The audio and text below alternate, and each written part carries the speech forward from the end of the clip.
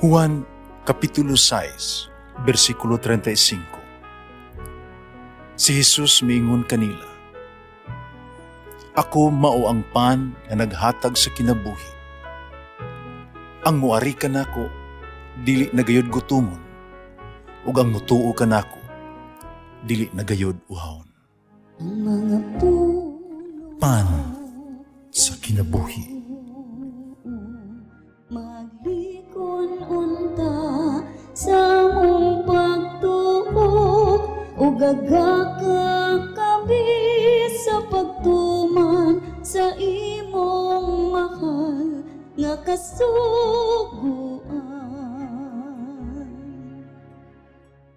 Ginoo na kaninyo. Santos nga Ebanghelyo sumala ni San Marcos. Sa dihang nabilanggo na si Juan, miadto sa Jesus sa Galilea, nagsangyaw sa maayong balita sa Dios. Mingon siya, miabot na gayud ang panahon nga maghari na ang Dios. Busa, hinulsuli, biyai ang inyo mga sala, ug tuhuin ninyo ang maayong balita. Samtang nilakaw si Jesus sa daplin sa lanaw sa Galilea, nakita niya ang duha ka mananagat, si Simon ug ang iyang igsuon nga si Andres, nga namukot. Nga si Jesus miingon kanila, "Kuyog kamo kanako, utudluan ko kamo sa pagpanagat og mga tao." Diha-diha, ibiyaan nila ang ilang mga pukot, umikuyog kaniya. Ipadayon si Jesus sa unahan, nakita niya ang laing duha ka managsuon, Santiago ug si Juan, mga anak ng Zebedeo. Dito sila sa ilang sakayan, nangandam sa ilang mga pukot. Pagkita ni Jesus kanila, gidapit niya sila sa pagsunod kaniya.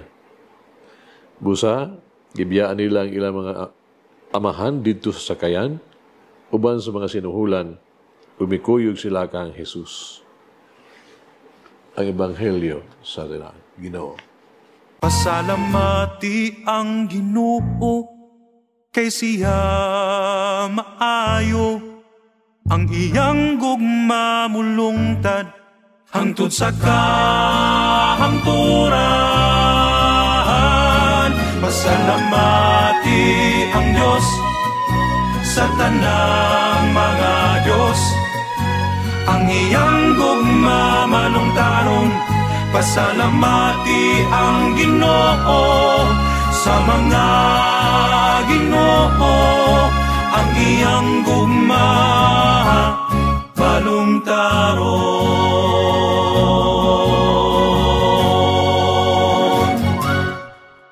Gibiyaan ang tanan aron mosunod lang kang Jesus.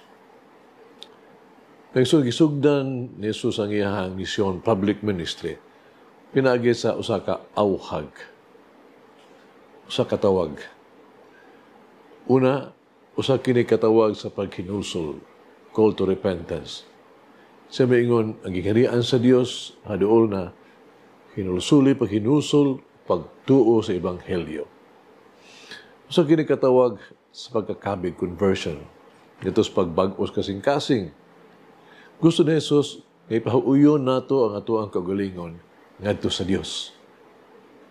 Isunod ang iyang atong kinabuhi sa iyang mga pamaagi o sa iyang kabubuton.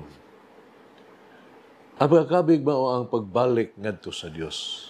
Ang pagtugot sa Dios nga mahimong sentro sa atoang kinabuhi ug paghimo kaniya nga mo'y kontrolar sa tuang mga pulong ug mga buhat.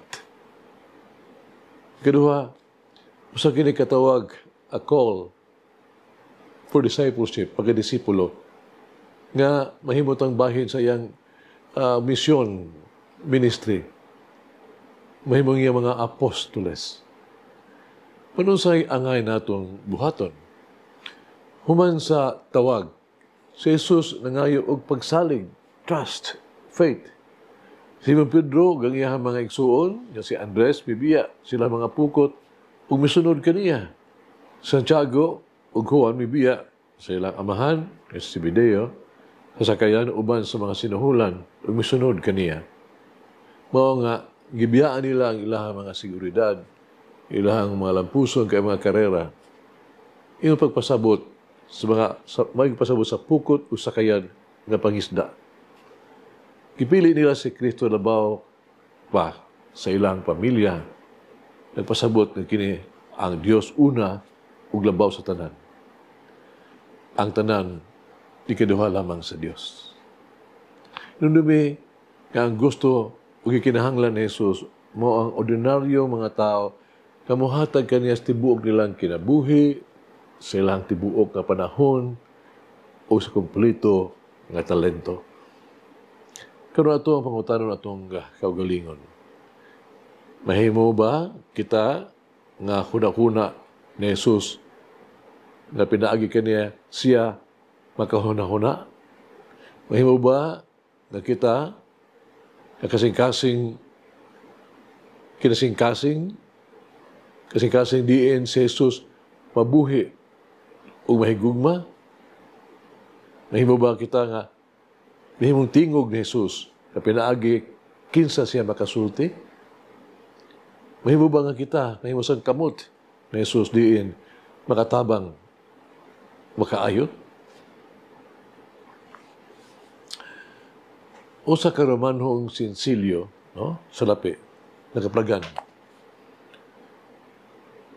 Sa Cohen, sa salapi, doon ay dibuho sa usa ka baka.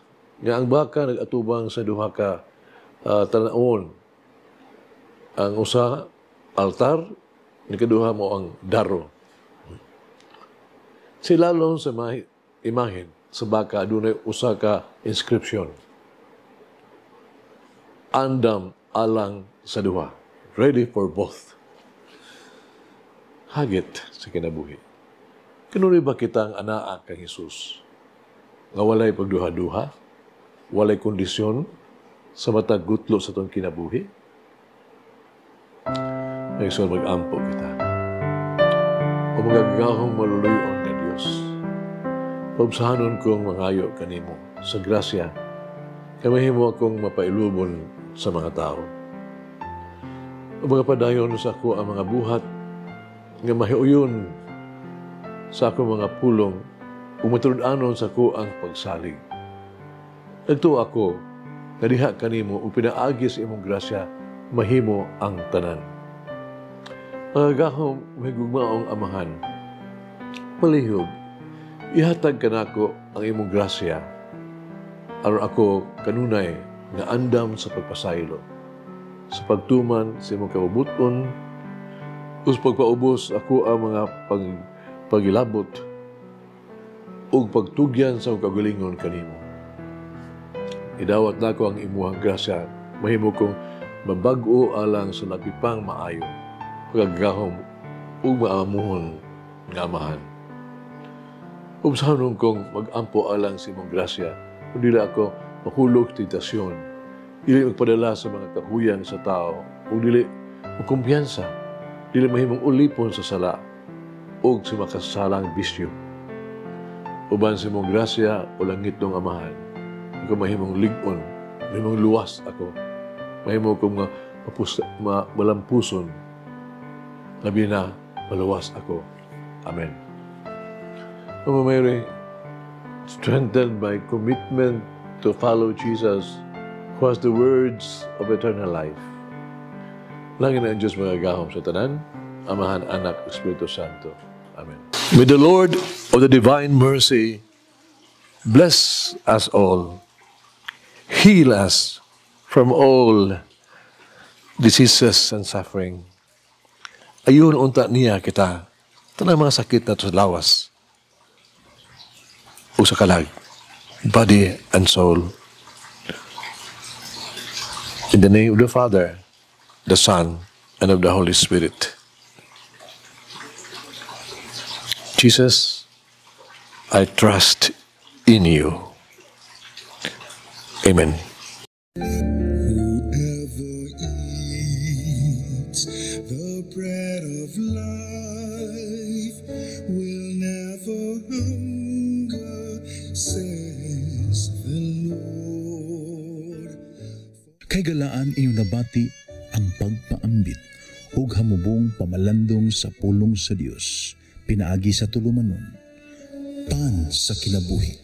Nga gidumala ni Monsignor Daddy Silva. Hangtod na usab sa sunod higayon, daghang salamat.